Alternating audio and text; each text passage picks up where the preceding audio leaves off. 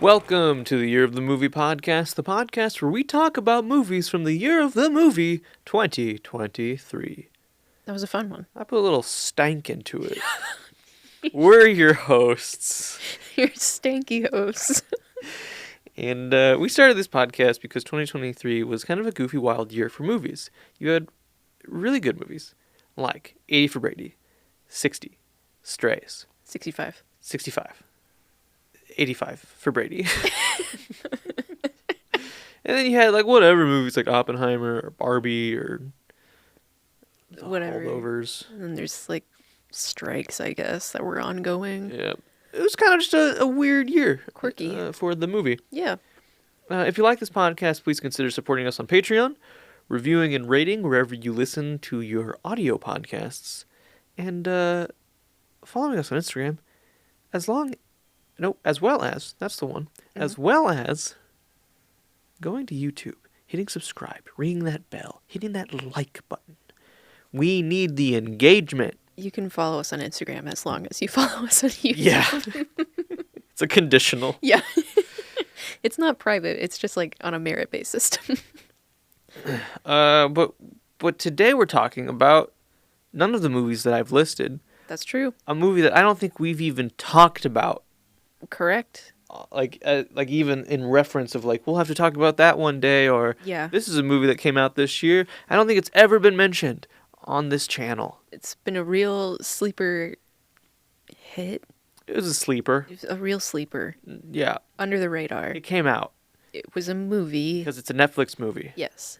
And the movie is The Outlaws. The Outlaws. I know, and you're thinking, what do you mean you've never mentioned that? That's my favorite movie of 2023 with Pierce Brosnan.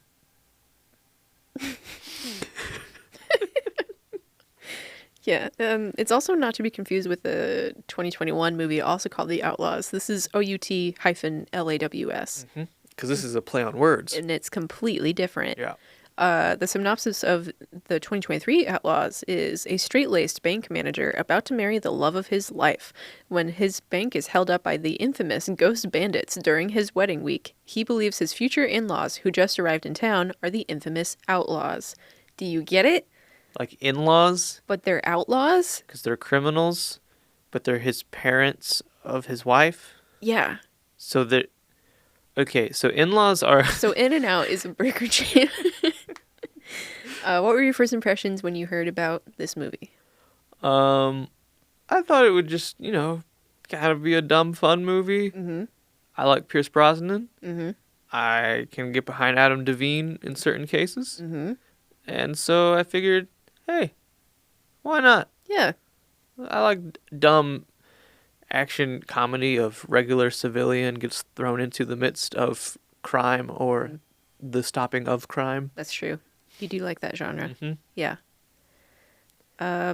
Yeah, I remember watching the trailer at some point. Yeah. I think probably just like trying to keep track of the Netflix movies because we didn't have a Netflix account for a while, so it was But just we like, do now, so and- get ready for a Netflix binge. oh boy. Yeah, so I remember thinking the trailer was like interesting. The trailer for this movie is 2.5 minutes long, Whoa. and that feels long for a comedy. That's long for this movie. Yeah. So the trailer sets up everything. There's a lot of emphasis on this being the first time that Adam Devine's character is meeting his partner's parents since they've been together. And then like the reveal that there's a bank robbery and that he thinks his in-laws are responsible is kind of like real brief right in the middle. And then the last half of it is just like all of the action sequences, all of the stuff of like him trying to help rescue his fiance and stuff.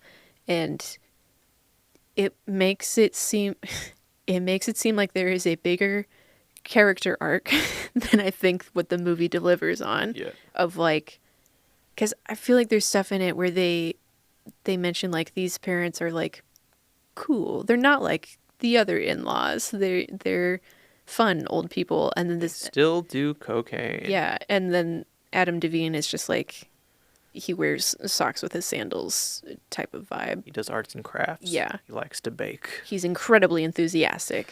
One review I saw called him a wonder bread of a human being. As a character, not as an actor. Yeah. Yeah, and then it just like it made it seem like the focus was going to be on let's break this guy out of his shell through the lens of a bank robbery and less on the actual heist elements, which we'll get into in a bit. Should we talk about the cast though? Yeah. As we said, Adam Devine plays Owen Browning.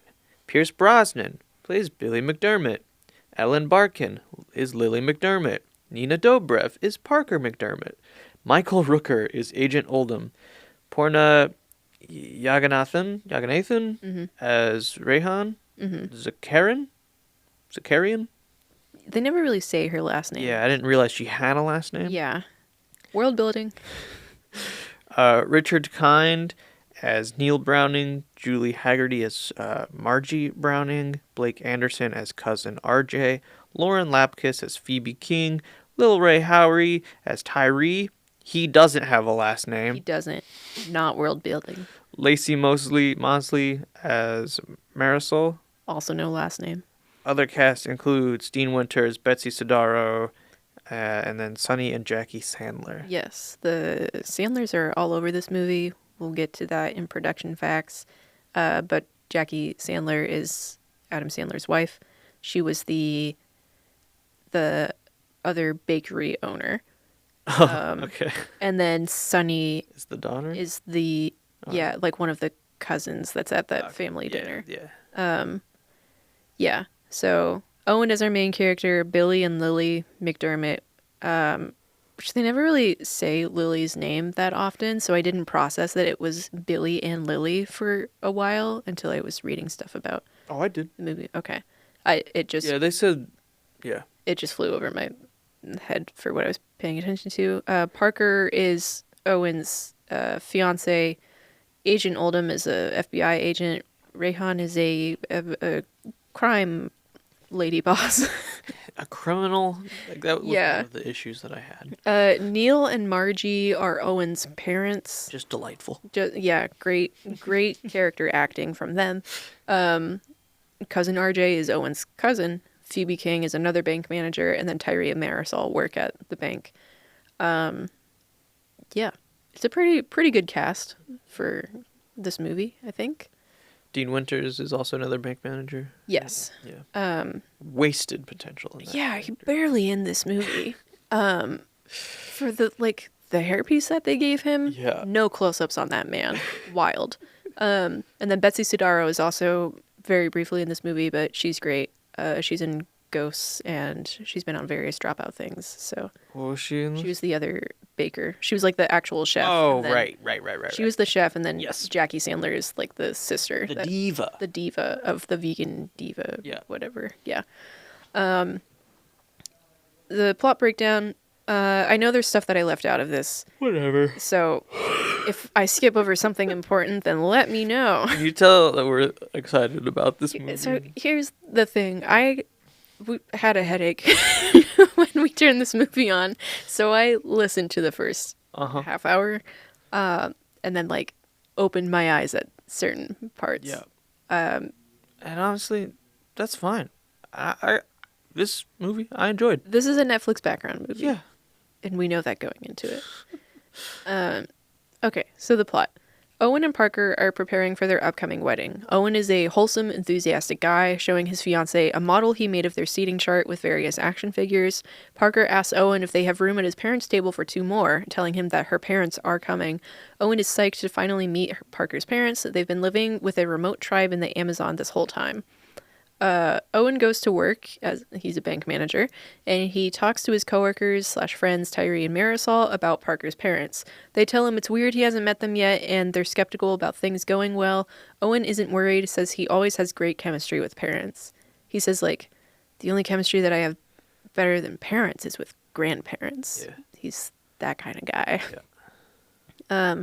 While he's at work, Owen opens the vault to release their coworker, Gary, who's been locked inside again.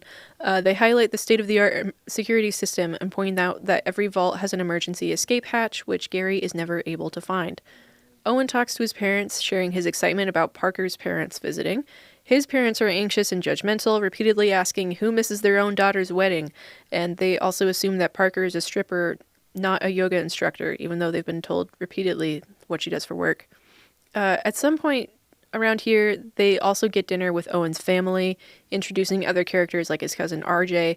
Owen gets a call from a storage facility he has tried to contact. He asks about Parker's family's unit, looking for pictures to make a slideshow. The guy on the phone hangs up, and then he places a call to someone else, and things happen.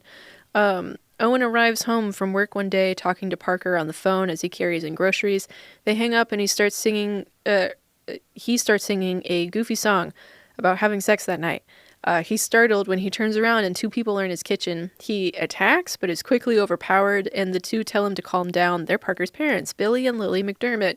Owen is surprised they're inside his home, but still excited to meet them. There is a funny moment where he's like, "How'd you get in?" And they're like, "Oh, the front door was unlocked." And he was like, "Oh, that's weird, because I know I always lock the front door." Mm-hmm. And then Pierce Brosnan goes, "Are you calling my wife a liar?" He gets really intense. And then he's like, "It's okay, it's just a joke." And then Adam Devine is just like, "It's a joke." It's so good. I love that. Yeah. Parker gets home and they sit down with her parents. Owen and Parker talk about how they met, saying it's an incredible story. But basically they met in Parker's yoga class. Owen had a crush on her immediately, but just kept going to her class for over a year before Parker finally asked him out. Billy and Lily are clearly disappointed at this boring series of events. The next day, Owen takes off work for the first time ever to spend the day with Parker's parents. He plans a day of activities, including various museums, but they aren't really interested. Owen asks what they want to do instead, and then it cuts to a montage of skydiving and Owen screaming, Billy and Lily getting tattoos, and then Owen screaming when the needle touches his arm, and then all of them getting drinks at a bar. Owen is much drunker than the McDermotts. While at the bar, Billy and Lily notice a woman and they get kind of tense. Billy goes to talk with her while Lily distracts Owen from noticing the situation. The woman, Rayhan, learned about the McDermott's location by Owen calling the storage facility, and she wants something from the couple. Drunk Owen talks to Lily about how hot her husband is, saying he smells like sandalwood and danger. Cut to the next day. Owen arrives at work disheveled and hungover. He pukes in a bush outside the bank. There is a funny part here where I'm not really big on puke gags. I think that's fair. But then there's a postal worker who's just standing by who just goes, yuck, and walks away. It's just saying the word yuck instead of someone being like, ugh. Yeah. Just specifically a guy just being like, yuck, and walking away. A judgmental yuck. Yeah. It was good. Owen talks to Tyree and Marisol, telling them he almost had too much fun with Parker's parents and it was hard to keep up with them. He's never met anyone like the couple. Suddenly, two masked figures with voice modulators and guns burst into the bank. It's a robbery, and Owen throws up again. He has a brief moment of bravery, hitting a silent alarm, but complies with the robbers. Owen is shocked when they know all the steps to unlock the vault, which they easily open, and really scary again. While filling up a bag of money for the criminals holding him at gunpoint, Owen gets a sniff and identifies sandalwood. He has a memory flashback to last night and realizes that he told Lily exactly how to get into the vault. One of the steps of getting into the vault is a voice, recognition. Password, basically.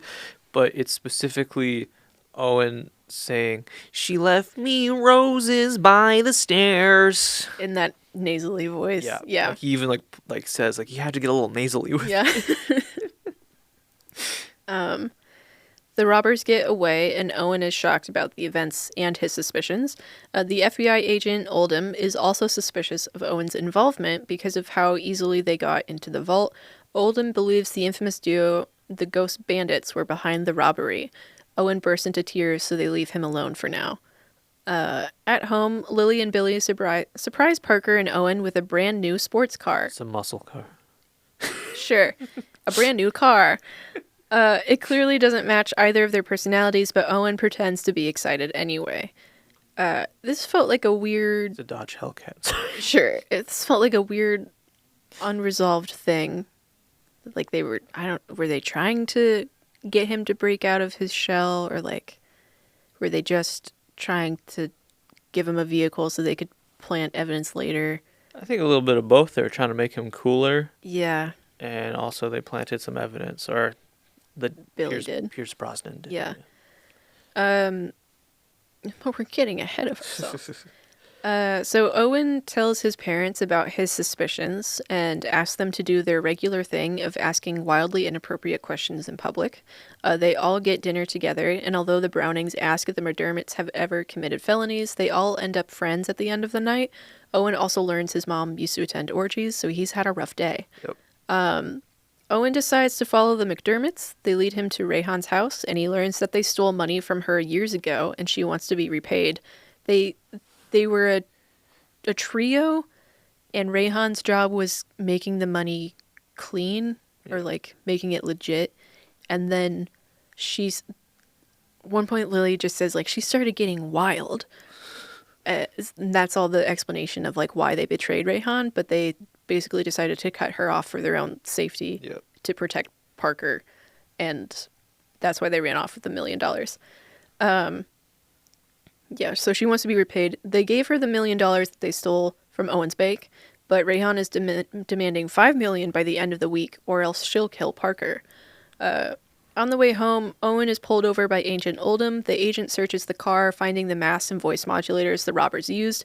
He gets Owen to wear a wire, trying to get the McDermotts to confess to being the ghost bandits. Also, should say, when Owen follows the McDermotts to Rayhan's property, he does kick a dog. He does kick a dog.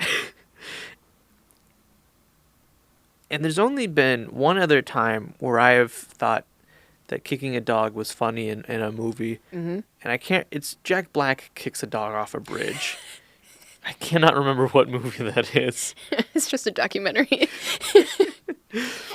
But that was funny.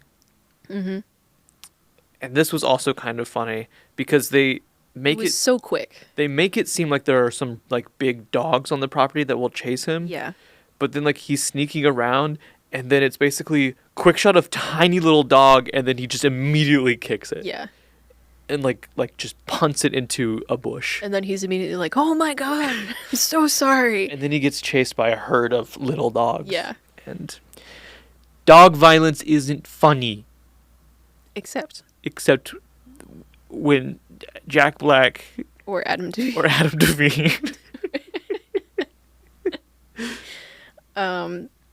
Yeah. So they all go to a cake tasting as Owen wears the wire.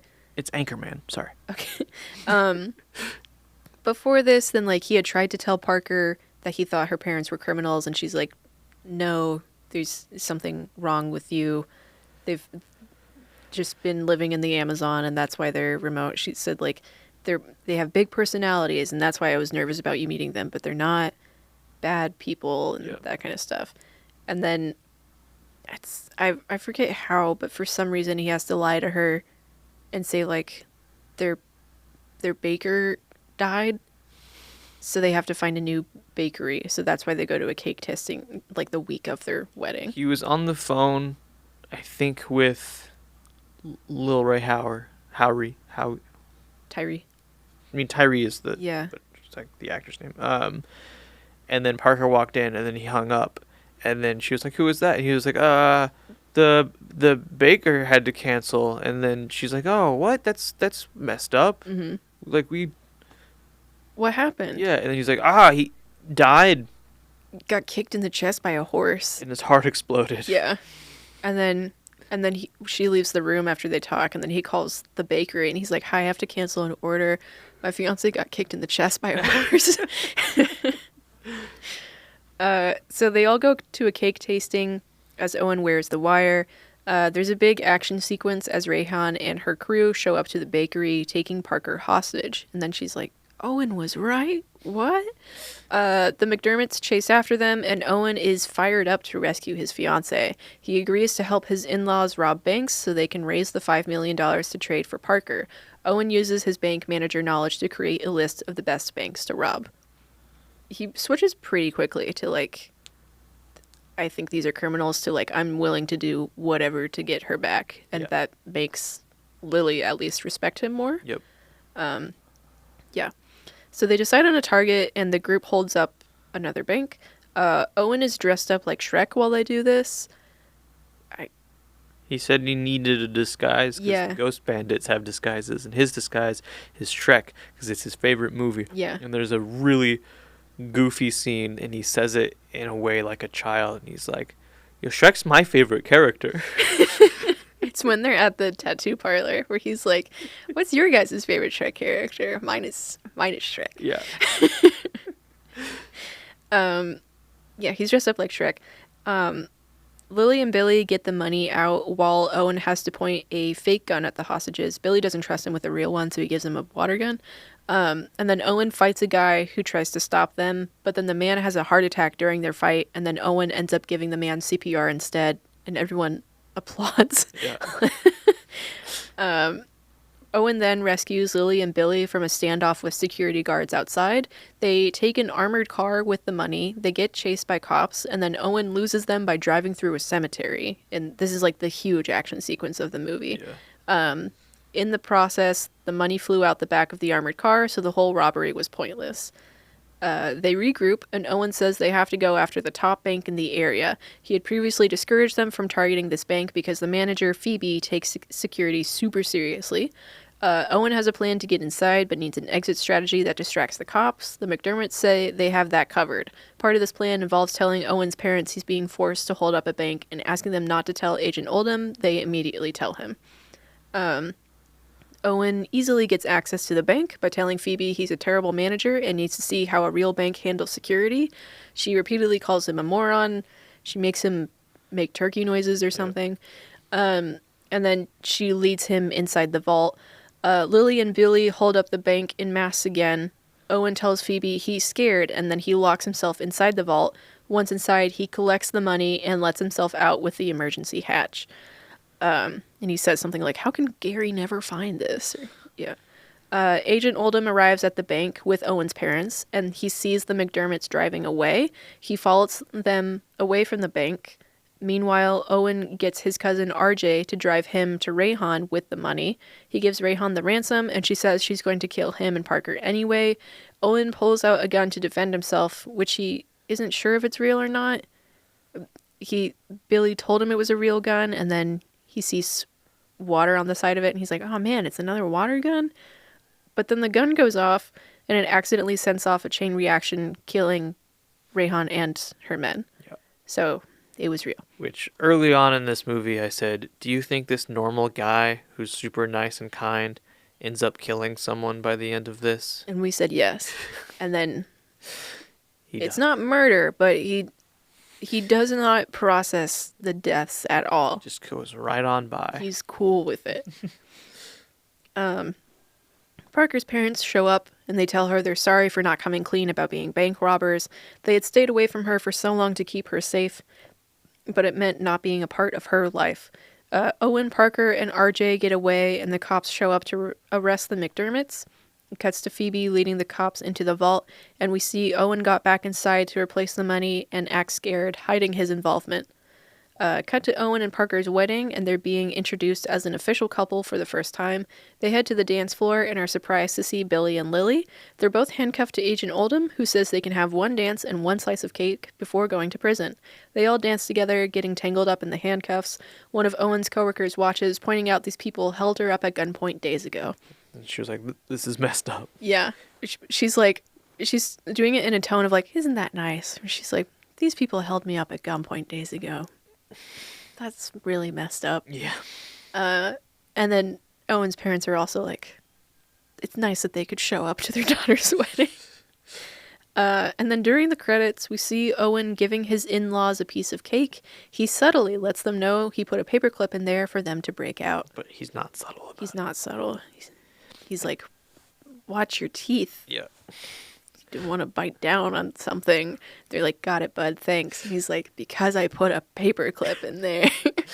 Yeah. And that scene was included in case somehow this movie did well and, they were going to get a sequel.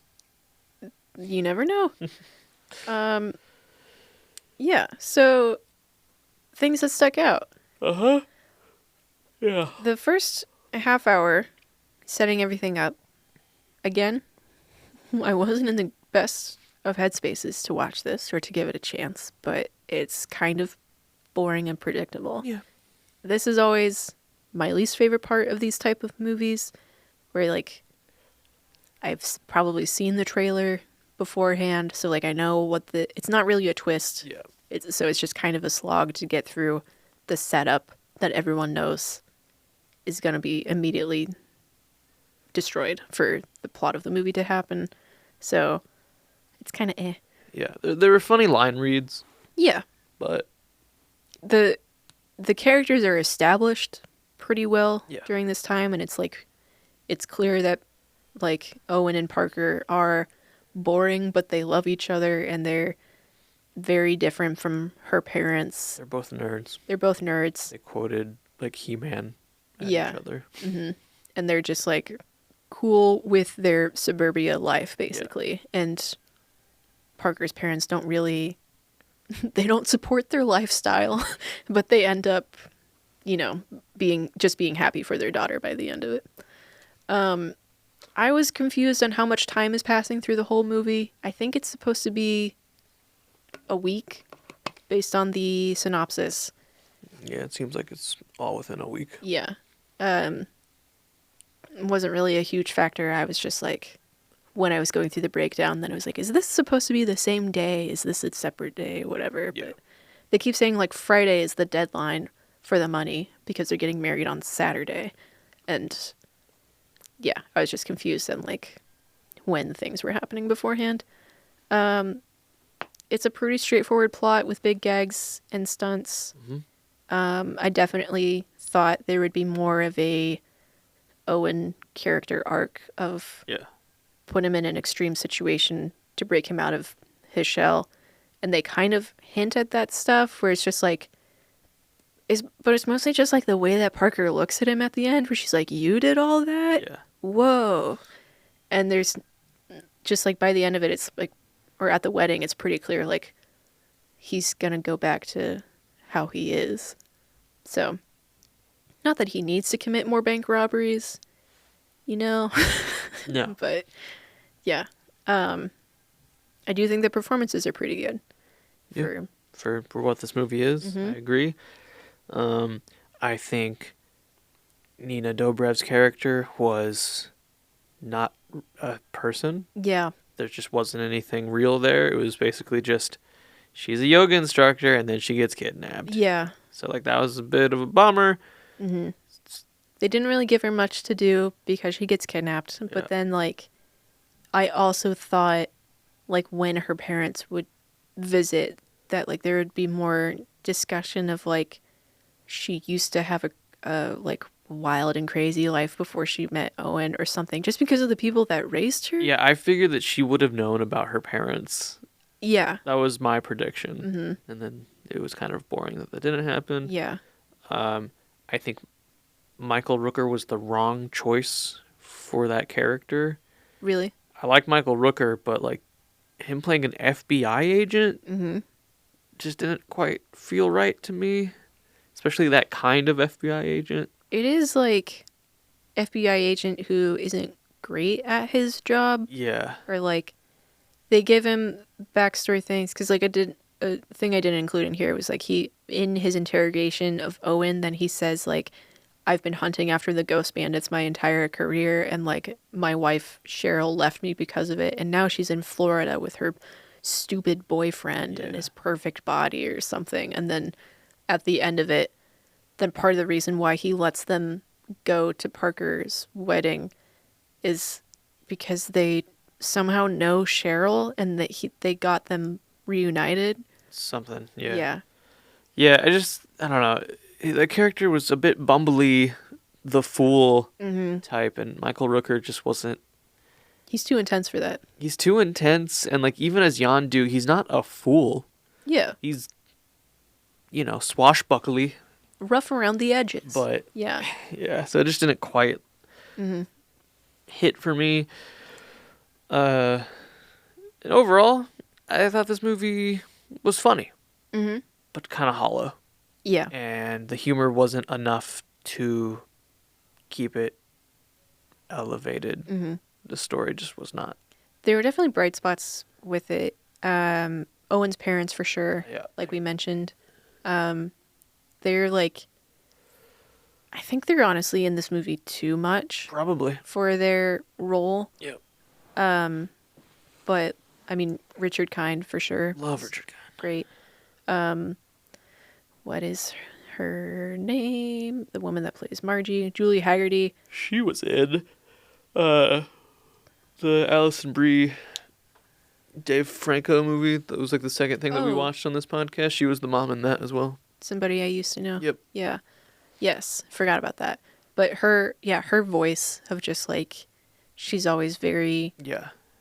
quiet. And then like she's got like the good voice and comedic timing of like the mom that you don't expect to say something raunchy and then Yeah. does. So that was another very funny part. Mm-hmm.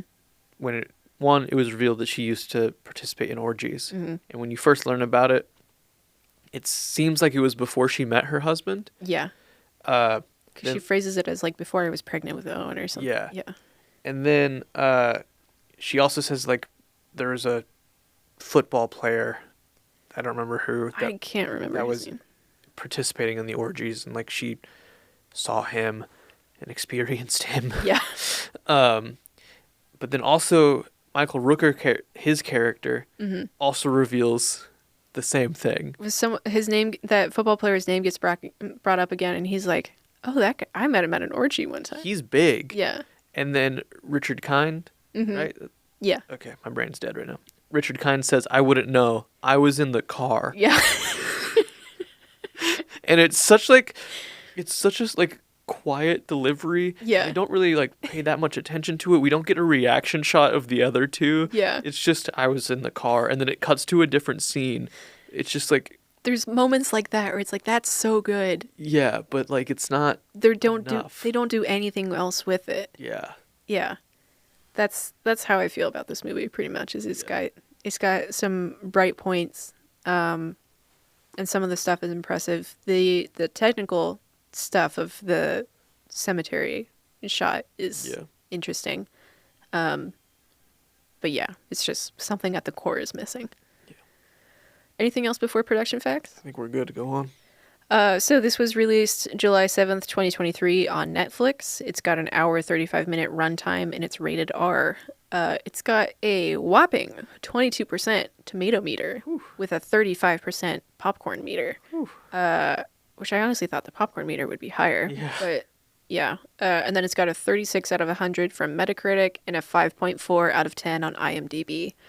The Rotten Tomato consensus, both critic and audience, which normally they're not like this in unison, but they both said that essentially the film has some good laughs, but they're too few and far between to make up for the derivative setup, which I didn't really know what specifically it was being derivative of, but I guess just like The basic regular premise. regular person thrown into crime scenario.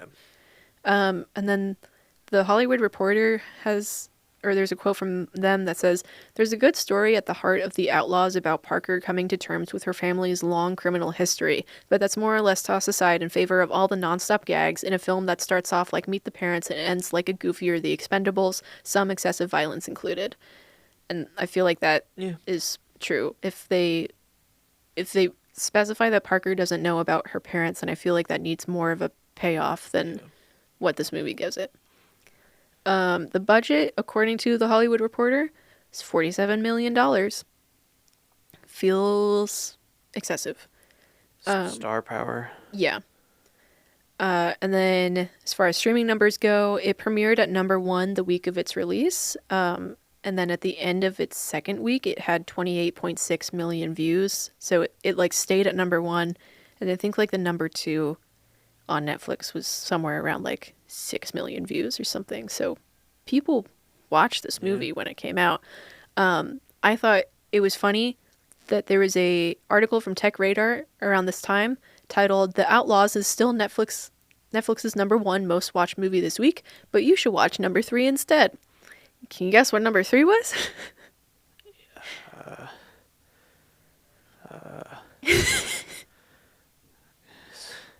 Trying to remember what was on Netflix in 2023. Yeah. The Killer. No, it's They Clone Tyrone. Oh. Yeah. Yeah. Yeah. Yeah. That, you should watch that. Actually, go ahead and turn this off and just go watch They Clone Tyrone. Production timeline for this movie is pretty brief. July 2021, it was announced that Pierce Brosnan and Adam Devine are cast in the film, with Tyler Spindell already attached to direct. And then October 2021, the rest of the cast is filled out and announced. And then from October to December 2021, principal photography takes place in Atlanta, Georgia. So, just pretty straightforward. It has 1 nomination listed on IMDb for the 2024 Taurus World Stunts Awards for Best Work with a Vehicle. Yeah. The other nominee was Transformers Rise of the Beast, and the winner was Extraction 2. That makes sense. Which I guess we'll have to watch that at some point. Yeah. The tagline that's on the poster is "Nothing breaks the ice like a heist." Nothing breaks the ice like a heist. You have to say it like that. You know what they say. Nothing breaks a heist. Nope. Nothing breaks the ice like a heist. Yeah. Not my favorite. No, it kind of makes no sense. Yeah. I get what they're saying, yeah. But I just feel like if you're doing a play on words of the in-laws and outlaws, why wouldn't you have a tagline that like doubles down on that? Yeah. I'm not saying I can come up with something immediately, but I just read that and I was like, well, that's not it, surely. That's not the final one. Yeah. It's a skip and come back question. To get your in with these parents, you have to help them get out. Nothing breaks the ice like a heist. Yeah, well, maybe it does work. So this was produced by Happy Madison Productions. That was founded in 1999 by Adam Sandler. He's the CEO. The first film they produced was Deuce Bigelow, Male Gigolo. Mm-hmm. Their parent company is Happy Madison Incorporated, and it's run by Adam's brother, Scott. The previous divisions of Happy Madison Incorporated also included Madison 23 Productions, which focused on drama, and Scary Madison, which focused on horror.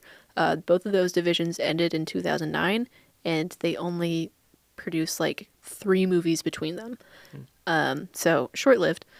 Yeah. They have a distribution deal with Netflix since around 2016. They also co-produce various TV series, including Rules of Engagement and The Goldbergs. So they're, they do a lot for comedy. The critical reception section on the Happy Madison Wikipedia page says, Happy Madison's films have, for the most part, received overwhelmingly negative reviews, with most criticism targeting towards the crude humor, excessive product placement, celebrity cameos, and sentimental endings that contradict the mostly mean-spirited tones of the film. The company has put out 4 films considered to be some of the worst ever made, while 2 other films have received a 0% score from Rotten Tomatoes. Hey, I don't disagree. They do make money. Oh, yeah. Yeah. But they're bad. Yeah. Like I assume the Grown Ups movies are stuff that they produced. The Grown Ups was one of the 0% ones, I think, and then Jack and Jill. Yeah. I mean, that had Duncan Chino, so like I can excuse that. But Grown Ups is usually the example that I use of when I tell people I want to make a comedy, I say, this is not the type of comedy that I want to make. Like, yeah, that's fair. Yeah. No disrespect to Mr. Sandler, but I think maybe the critical reception is not on his side. Yeah. But, people still like him. Mm-hmm. There's still an audience for these movies, for sure. I think, like, I would view them a lot of the same way of, like, there are funny bits, but it's mostly a hollow film. Yeah. Yeah. It just needs, like that the sentimental ending thing. Yeah. I feel like this movie does this the same way. And, it just needs a stronger core of like be a little more realistic for how people would react in real life, and then you can still have humor in that, I think. But who am I to judge, Mr. CEO? So the third film, this is the third film that Tyler Spindell has directed for the company. His previous films with them were 2018's Father of the Year and 2020's The Wrong Missy. Which are both terrible films. just dreadful films. Tyler Spindell also played an extra in 2011's Jack and Jill. Wow. He was a waiter. So, good for him.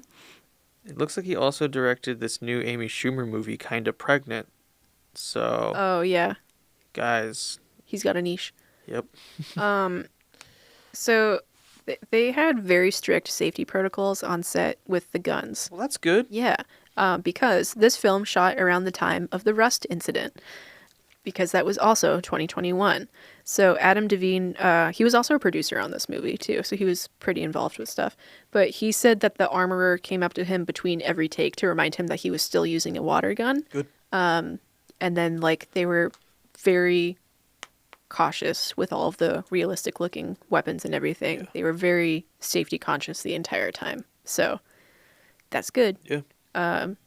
Yeah. And then the graveyard scene, according to USA Today, so they created their own graveyard in a park outside of Atlanta. I figured they would have to, yeah. Yeah, and they built more than 1,000 headstones for it. They had to test out the right material to build headstones out of. They wanted it to look realistic without damaging the armored truck that they were using, since it was their last one. Their previous truck was destroyed in another stunt. It did not say what, but I imagine when it was driving through the streets. Probably. Because that's like the other big thing that the armored truck is for. Yeah. So they said that foam looked too fake, and just like it didn't have enough weight to it, basically. So they settled on styrofoam blocks coated in plaster so that it would still like give that rock bursting effect, basically, when the truck crashed into it. And then the production team asked for real names to be carved into the headstones since they look so realistic. Tyler Spindell said names included a barber who gave him a bad haircut once, a few exes, and his proctologist. So they had fun with it. But apparently if you look really closely, then all of those people are like real names that are on the headstones. Fascinating. Yeah, I didn't include it, but also Adam Devine in the Shrek outfit was his idea. So he thought it would be funny, and then, it took them like a couple weeks to shoot that sequence. So then every morning at 5 a.m. he's getting into Shrek makeup, and he's like, this is a terrible idea. Why did I do this to myself? You're like, that's probably also where some of the budget went, getting the rights to Shrek. For this dumb gag. Yeah. But yeah. Yep. That's what I got. Wonderful. Yeah. Well, we rate movies. We do. Out of 4 with 5 options. Yeah. 0 out of 4 is, oh, no. No. 1 out of 4 is it was a movie. 2 is well made or enjoyable. 3 is enjoyable and technically good. 4 is Oscar worthy, which obviously is what this movie is. Yeah. I gave it a 2. Mm-hmm. It is well made in like the stunt aspect. Yeah. It's like your standard cinematography. It's like nothing special. Yeah. But then the dialogue is pretty good. Yeah. So I also gave it a 2. For all the reasons that we've said. It's like there are bright points, both with performances and writing, and then the technical aspects like the stunts and everything. But just the main thesis that they're supporting just isn't there. It's a low 2. Yeah. But yeah. It's a 2. It's a 2. Yeah. It's not the worst that we've ever watched. No.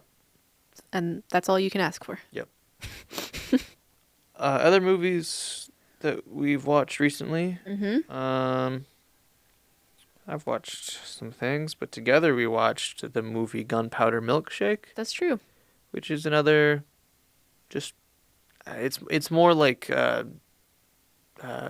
Kingsman? No. Argyle? No, I was gonna Keanu Reeves. Oh, John Wick. Yeah, it's more John Wick style Mm-hmm. than comedy. It's a Yeah.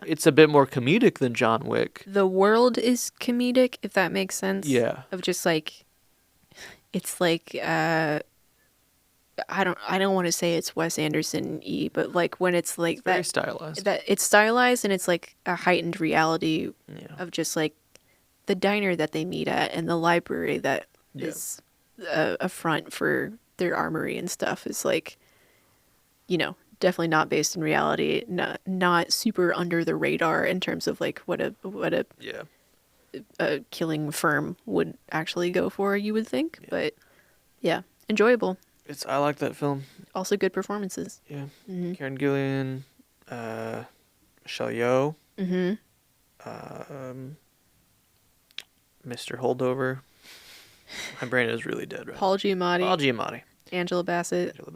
And that other woman who's very good. Very good. Her name. Always. Yep. Sorry. And then that little girl who was in like every movie as that little girl for the past few years. She's a little girl in Dungeons and Dragons. Yeah. Little girl on the show Upload. Little girl in the Dave Bautista My Spy movies. Yeah. You know who I'm talking about. She's that little girl who's been everything. You've seen her. She's that little girl. Yeah. Yeah. But I think that brings us to the end of our episode. Mm-hmm. Remember to follow us on places, leave questions, comments. We'll respond on our other podcast, the Virtual House Sessions. But for now, we'll see you next time. Goodbye.